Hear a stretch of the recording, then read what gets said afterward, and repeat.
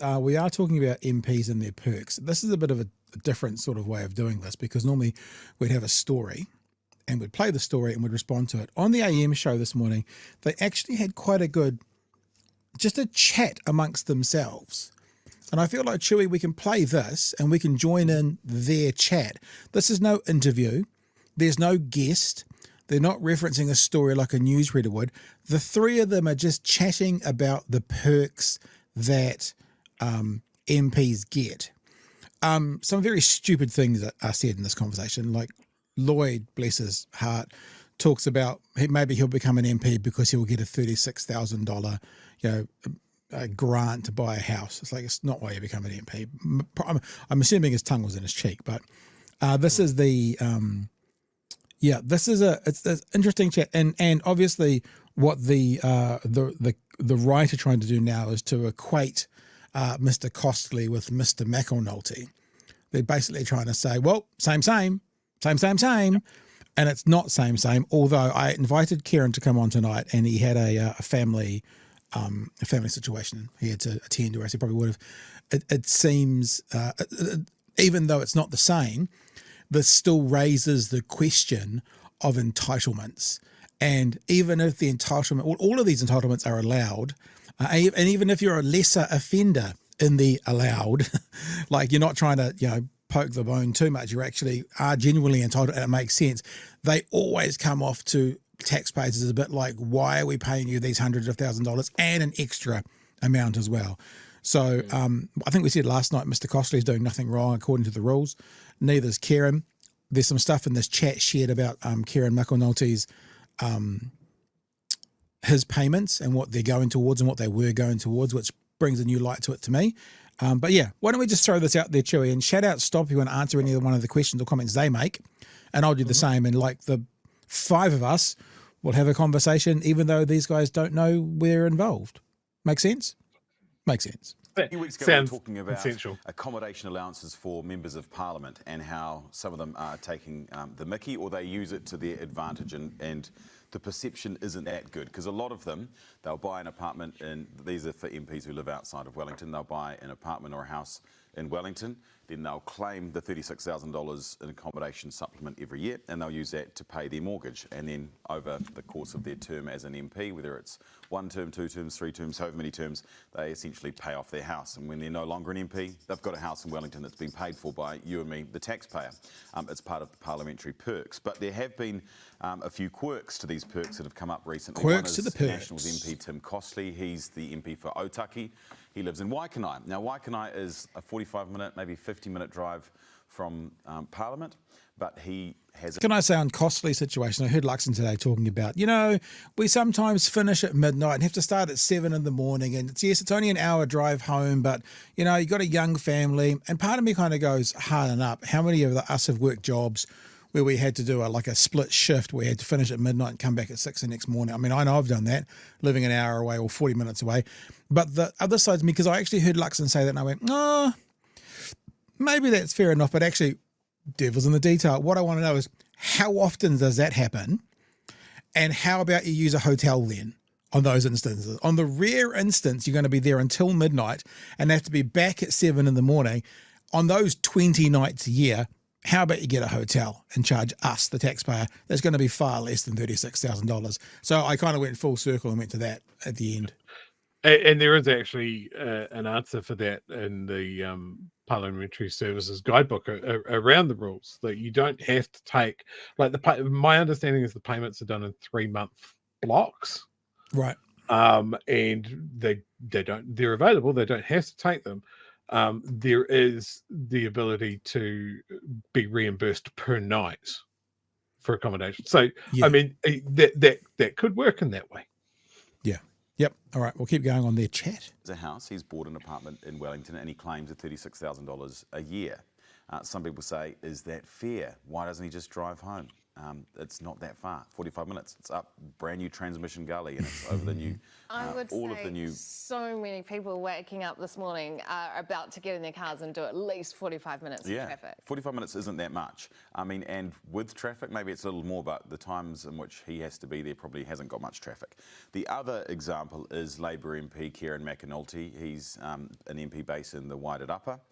He lives in Masterton, and he uses the accommodation, the supplement, the $36,000 a year that he's entitled to go towards his wife's mortgage, who owns a home in Petone. What they don't say in this was she owned that flat or that unit before they were married independently as well. Now, I'm not giving him a coverall for that, but it's not quite the same as, well, they got married and then she went and bought a house in her name and he's paying for it. She just as a piece of information, she already owned that house before they were together, and now it's being used and he's offering rent basically towards his wife, which will benefit him without question, but towards his wife, who is owner of the house prior to them being together. Now his wife is a press secretary for the Labour Party. Is that fair that he's using that supplement to pay off his wife's mortgage? It's an interesting one, isn't it? Because he was getting a flat in Wellington. Now that he is married, he is staying at his wife's flat instead. And he says that, look, he's not on the mortgage. So the other thing is he didn't have to declare this, but he chose to, because it's not his money, it's his wife's. Now, I know most of us are going to say again, it'll benefit him, but to make clear what Mel's saying, last year before he was married, he was in someone else's house, a flat, some other random landlord, and he was paying it to that person. And so now he's in the house owned, or the flat owned by his wife. So he was getting it last year and giving it to another landlord. Now he's getting it this year, giving it to his wife, who's the landlord. But still, I guess the icky feeling some people may have is it's still obviously going to financially benefit him, because if your wife is financially benefited, then you are. So real quick, here's my potted opinion here. What Kieran's done is dumb. Yeah, I agree. It is really dumb, because he's fallen into a trap that he's seen other people fall into that he easily could have avoided. Yes, he was renting from a private landlord. He was getting that payment. If he was still in that flat now, we wouldn't be discussing him. Yeah, I agree. He would have dodged that trap, and his wife would still be getting her mortgage paid by the private tenant that was in that flat. Yeah. Yeah. It is dumb. The optics are terrible. Well, the other thing about it to do with being dumb, as harsh as you're being, to being dumb, is you lose the moral high ground as well. Because even though it's not the same as costly, right? He lives hours away over the hill. It's not the same, but you lose the moral high ground. You lose the ability to go, why are you taking it when you don't need it? Then they can go, well, why are you taking it? So the MPs need to be smarter about the entitlements they take, because like this, you lose the ability to critique someone taking it wrongly, even if you're only doing a third dodgily is what they're doing, and you're not, but you know what I mean. I think there's a couple of things here. This keeps on catching people out. Obviously, the rules around the reimbursement for accommodation for MPs from outside of Wellington, like they don't say how far, what's reasonable. Yeah. And it's such a grey area. The devil's in the grey area, right? I think the rules around this, because it keeps coming up, need to be tightened. Yeah, for sure. I don't know what the mechanism is for those rules to be tightened.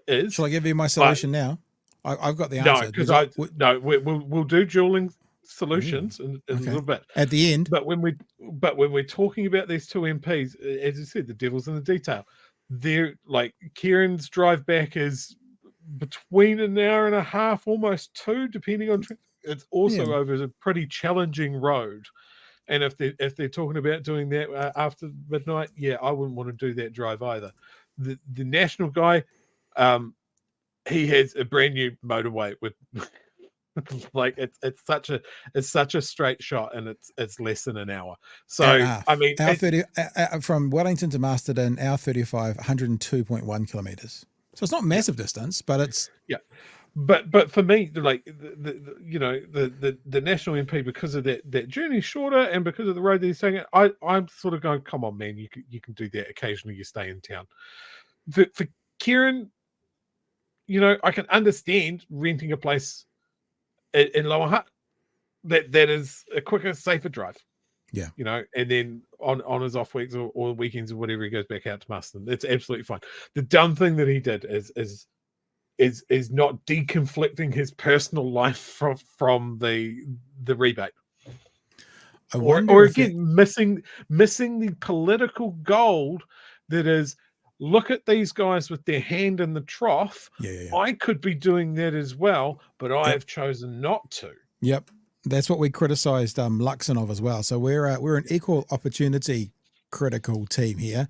That if he hadn't taken that $52,000, he could have said, I was entitled and I didn't. To say I was, who the fuck, what MP has ever said I was entitled but I didn't? All we ever hear was, well, it's okay because I'm entitled. You know, and you're right. Once someone starts going the other way, so much better. I've got the answer, but we'll wait till the end of this. This has got about 2 minutes to go of conversation. He doesn't own the flat, so this is his contribution. So this is Kieran still. To the flat. I guess it's an interesting debate, not only about the accommodation. But it's not his contribution; it's the taxpayer's contribution. Yeah, but is it his because it's hey, the Vote Act, Lloyd, Vote Act 2026. Well, he was getting that money to stay in another flat, so he's still getting the same amount of money just to stay in a different place. It just goes somewhere else. And I guess that's the question, right? Do we want the money going to where that member of parliament or their family will benefit, whether it's their wife or whether it's them personally over time having their mortgage paid off, or do we want it going towards a landlord or a hotel? Yeah. What is better? I mean, I think if you live less than an hour's drive away, definitely you cannot claim that. You've got to drive just like the rest of us, or take public transport. Or stay in a hotel for that night. Over that, I think there's got to be some perks to being in Parliament. See, that's where I'm at. I kind of think if that is the perk and those are the rules, I think if we were doing it and you could get away with it, you do, that's human nature. And you think, well, I'm putting myself out there, you know, you get a lot of crap with those sorts of jobs. And if there's some sort of perk that's going to make life easier, don't like her angle there. Not breaking any rules, well then, basically saying, yeah, if you can fleece the system legally, go for it. Yeah. I want people all over the country. Perk probably is the right word, but I don't like the way that she's using it there. Like it's like, yeah, it's a shit job. They have to deal with a lot of bullshit. So therefore we should give them a lot of money to stay in a different house. That's not what a perk is. It's not something to counterbalance a completely unrelated thing. Remember this housing accommodation supplement is for MPs that live and represent other regions outside of the Wellington area. They have to travel. They have to be near Parliament for their work week. That's shitty. They need a place to stay. It probably, you know, they're in town so much, it probably makes more sense for them to buy or rent an apartment than it does to get a hotel every night. You know, I think that's come from an economic place. Yeah. But where people start to take the piss is when they're millionaires and they own the place freehold. You know, it's, again, political gold debt. Yes, I'm entitled to it, but I am choosing to take the higher road. Nobody fucking does that. Yeah. When we criticised the Prime Minister, he had the use of government house. It just wasn't to his standards. That is a different thing. And he owned the apartment. The guy from Waikanae or Kapiti Coast or whatever, he owns the apartment. He is not renting it from someone. He is not leasing it from someone. He owns it. So, I mean, I think there's a stronger argument there that if you own it, maybe the supplement covers your rates and power usage rather than a flat fee. You know, there's lots of stuff here that I just think needs to be updated. You look at what Bill English did and how he was taking the piss. People having properties hidden in trusts and then the trusts getting paid and therefore it's not me but it fucking is because it's your trust. All of this stuff. It needs to be easy. It needs to be clear. It needs to be transparent.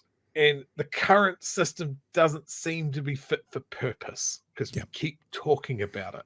And look, I think Mike says what we've just been talking about. It's human nature just to take them. The difference, though, is if your employer offers a perk, I would suspect for 99% of people watching right now, that's in the private sector. It's not the taxpayer funding it. The other thing is, remember, in particular with this government right now, they're the ones that are firing people, who are talking about cutting back, who are saying we're spending too much money. For those particular people, and remember Luxon's quote about using the taxpayer like a cash point machine, for those people taking a perk, we hold them to a higher standard, and we do because it's our money and because of what they've said. So I think it is human nature to take perks, and I think most of us would take perks from our, if we could get a business car or from our employer, we would. If we could get a night in town, we would. But it's not taxpayer money, so that's the difference. This has got 45 seconds to go. I can hear you winding up for giving your solution, but I'm going to make you wait for another 45 seconds, and then we'll do it. To be able to participate in democracy in Wellington, and that may mean claiming an accommodation supplement. But this here makes me want to become an MP because I'm like, great, I get a free house at the Oh, end of it. yeah. Well, From July 5th, you've got options. It's like I'll just go and do that because there's so many MPs who have done that. A lot of MPs who have been in there for many, many years have done this, have got houses there, and it's been paid off by you, the taxpayer. If you're doing it for the walk away. accommodation supplement, you're doing it for the wrong reasons. But do you think that's why they're doing it? Sometimes. Well, some of these are absolutely useless MPs who have been backbenchers their whole time. Well, it does make an interesting And point they're about just like, backbenchers. great, you've got a house. I'm like, now you've ended up with a house, you're selling it, it's doubled its value, taxpayers have paid it off, you haven't had to touch them all. Who are the clever So I guess ones? what he's saying is there are some people without question, within those sectors, not just the accommodation allowance, but all allowances together might make your package amazing for the skill set you've got. Okay, so here's the solution, in my opinion. So I think it was Nanaia Get your Mahuta. pens and papers out. Was it Nanaia Mahuta's husband who had contracts with the government? Am I right in remembering the right name there? Yes. Yes, Yes? I believe that's correct. So what I said then, in not a crass way, but a clear way, is if you're sharing the bed with someone, you should not be able to get a contract from the government if you are a minister. That was what I thought. I mean, because that makes it pretty clear. I mean, it's her husband. It's not her, it's her husband. But obviously his bank balance is getting filled up by government money. You are a minister in the government, there can be a conflict of interest. I think it's pretty much similar with this. And you kind of almost stole my thunder in the last 5 minutes, Chewy. If you're paying rent to an anonymous landlord, fine, get it. If you are paying a mortgage in your name, go fuck yourself. And I think it's as simple as that. And yes, there will be some people that might try and jerry-rig it the other way around. But if it's made clear, right, if it's made really clear, the idea of this allowance is not to build your net worth, but to give you a place to stay when you're in Wellington. So therefore, we want to make this clear. Whilst your second cousin twice removed technically could own the house you're living in, right? And you could pay them, it's not you. That's not the vibe we're looking for. Therefore, if anyone then did that, they'd be called out. But I think it's pretty simple. These aren't to pay mortgages. They're only to pay rent. They're not to pay something in your name. They're only to pay a landlord who is not related to you, who is not sharing a bed with you, who you sign on to a lease for, not go to the bank for. I think that's it for these things. Yeah, look, I've been workshopping this idea because I've mentioned a couple of times on the show, including last night. If you weren't here from last night, here is my solution. I wasn't here. Sorry, I wasn't here. You weren't here. No, I wasn't here. Okay. First of all, Parliamentary and Services and Kaingaroa get their heads together and they build 120 apartments, one-bedroom apartment building in Wellington. And that is your taxpayer-supplied accommodation if you were an MP. We've got 120 of them because we've got 120 MPs. Yep. They might not always be full, but there they are. And that's your option. Taxpayer built it. Taxpayer maintains it. That's it. No reimbursing some family trust, mortgage, familial relationship, whatever. Here it is. The other part of this, because we're talking about perks, we've had ministers trip over their investments. We're questioning the Prime Minister for how many properties he holds. If you want to be an MP, you liquefy all of your assets. No shares, no family trusts, no investment properties. All gone. You want to be an MP and serve the people of this country, show us. All that money goes into a savings account. You can reinvest when you get out. I don't agree with you on that one. You don't have to. When Yes, I do. No, you don't. I have to When they come agree. I power- have to agree. It's not a valid point. I have to agree, or it's not valid. No, I think that you're fine if you're talking about Luxon, who could liquefy all his assets and put $30 million in the bank and then walk out in 4 years with the same sort of money. There are MPs, backbench MPs, that have been on 120, 150 grand, who might own a house or might have an investment property from before when they were in. And I know of stories of MPs who, they get paid up until Christmas if they lose their seat, and then they're back driving taxis.